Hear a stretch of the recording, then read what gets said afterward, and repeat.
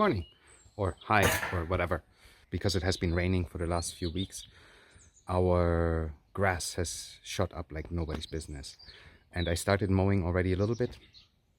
But one of the biggest problems is that scythe control is so much more important right now than it was before when I was cutting it while it was very dry ground. One of the things I've noticed is my scythe tends to bounce because I have clumps of grass, and so it bounces over them, and then it just hits with the tip, it hits the ground, and it's super annoying. So yeah, I don't know how much I get done. I want to get at least one side of the house cut right now. I think I'm putting the camera on the tripod and just get going with it, and I see what I leave in the video and what I cut out. That's now until lunch or until it starts raining.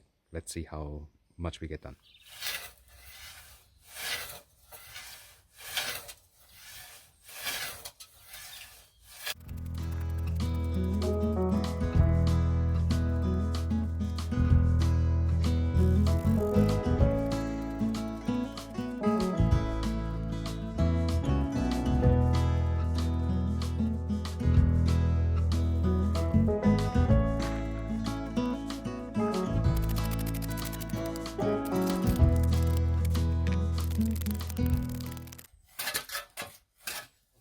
And because I've been going over this concrete quite a bit, I just messed up my scythe. As you can see here, I don't know if you can see here, let's see, here, right here, there is a nice dent in there, and back here at the end it's even worse. Like, hi, zoom, there we go. Yeah, see, right here, these points, this is all messed up. So what I'm going to do now is peening my scythe again, which that's always fun to do, make a bit of noise in the neighborhood. I leave the video running so you can see what I'm doing. Okay, so I started the video and I don't actually see what I'm doing because I can't see the video. But tools: camping chair, wooden block, scythe blade, peening anvil, and a small hammer. So first thing I do is I just put the anvil here. It has its hole already. And I know you should be doing that, but you know, whatever. And the next one is putting the scythe just in the middle. So this has a round here, a round top. Well, mine's not really round anymore. Actually, it never was really round. At some point I need to fix that. But put it in the middle, and you give it very light taps with the hammer. So make sure that you hit every part of the blade and move forward while you're doing it. Right, so that's the goal right now. I'm not really good at it, so for me it's looking not as smooth as you can see in other videos on YouTube. So if you want to have a scythe peening tutorial, don't take this. Just go to somebody who knows what the heck they're doing.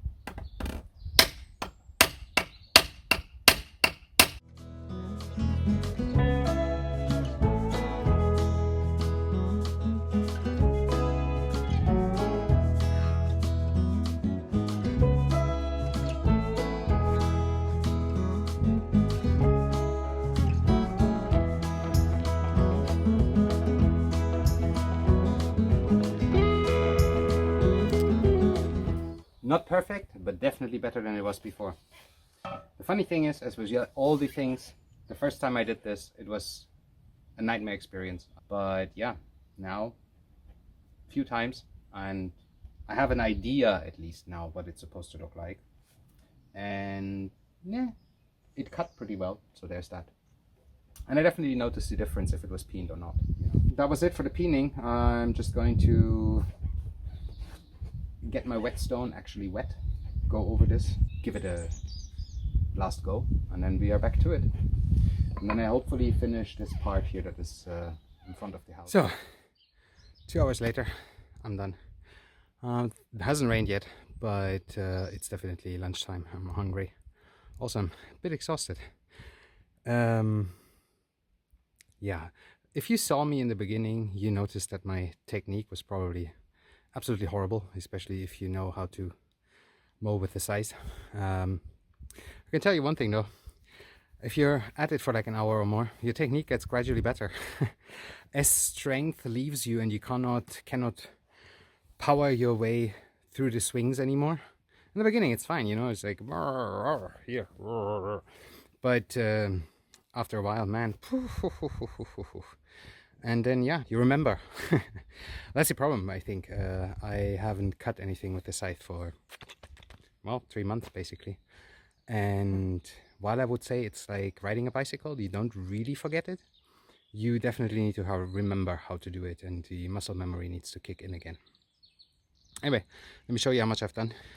So, and to be fair, it will not look like a lawnmower.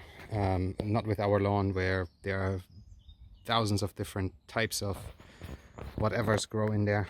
It's not a lawn anyway. It's kind of like more like a range for grazing kind of thing. So we have a ton, absolute ton of narrow leaf plantain. And you see that here. That's all of that.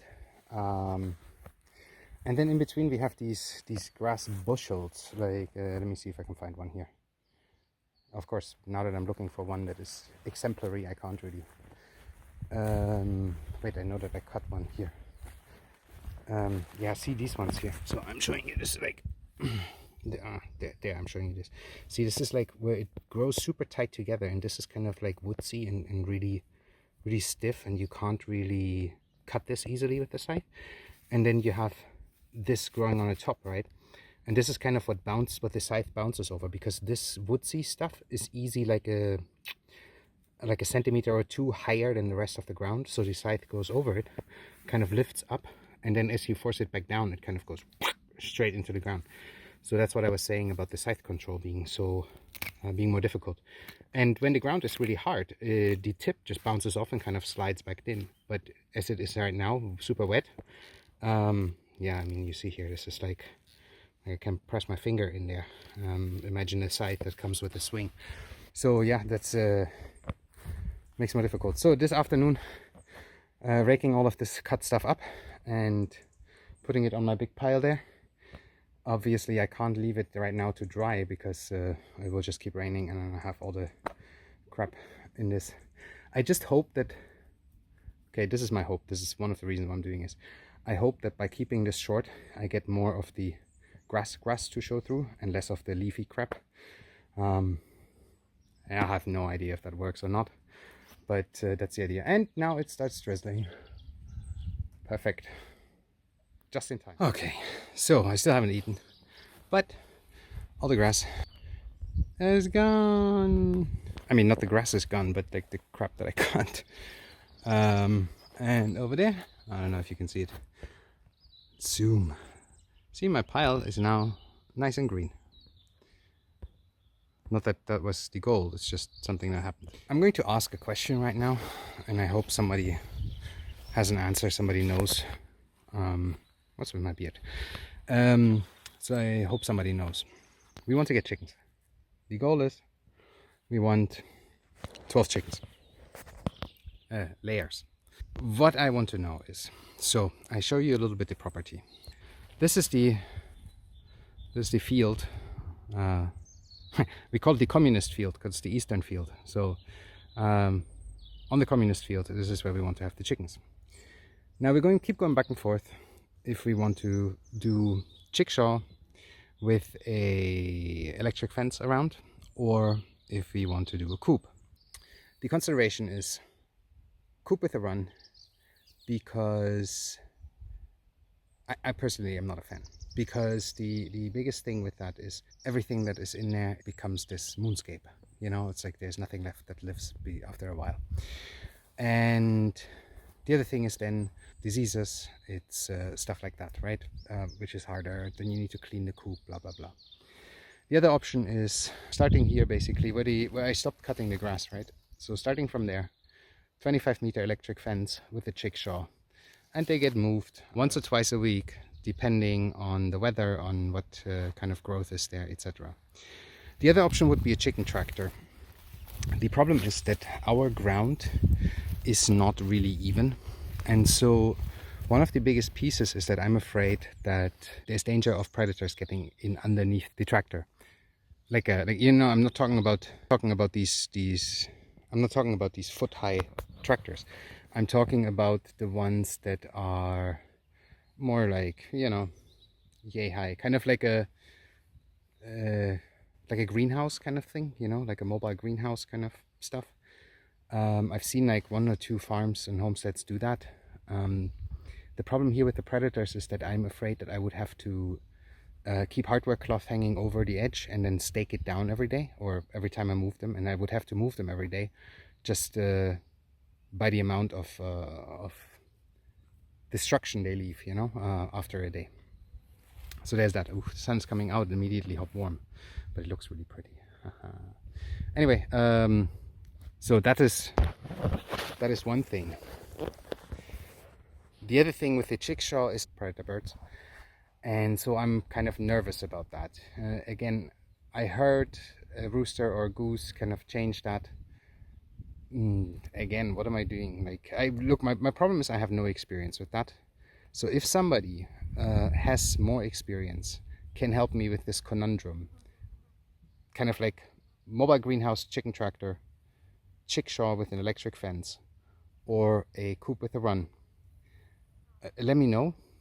Like, I know some of the pros and cons of all of them, but in the end, making a decision, I really don't know. I think like my preference would be chickshaw with the electric fence, but I just don't know. Also, there's the other question: how do you keep the chickens in that? Now, I understand they don't necessarily want to go somewhere else if they have what they need in there, inside the electric fence, but do they normally get the wingtips cut? The feathers on the wings, not the wings, but you know, the tip of the feathers. I've seen that done when I was like yay high, but I have no idea if that's still a thing or not, you know, what people do nowadays. So if somebody has like chicken experience, chime in, let me know, tell me what you think about this whole thing. Mowing, raking, peening, chicken questions. Yeah, I think that's all for this time. Wish you fantastic whatever time until the next video. Bye bye.